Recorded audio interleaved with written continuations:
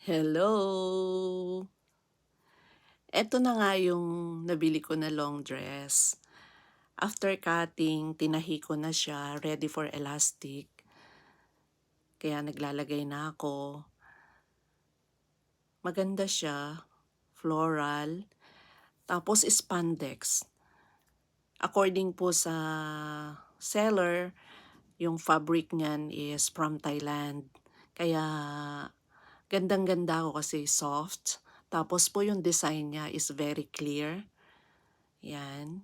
Hindi na kasi nagagamit yan. Mga twice ko po ginamit and then dahil nga nag-upcycle po ako, marami na akong ni-rework or in-upcycled na mga items. So, naisipan ko naman na siya gawin ding scrunchies.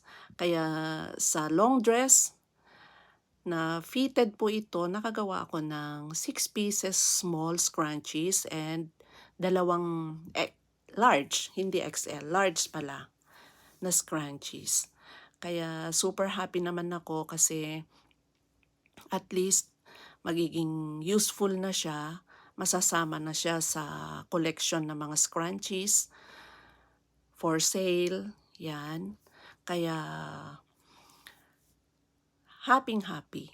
Kung may mga katulad din po kayo na mga items, hindi nyo na ginagamit yung mga magagandang fabric or nag-upcycle din kayo tulad ko, mapapakinabangan nyo po.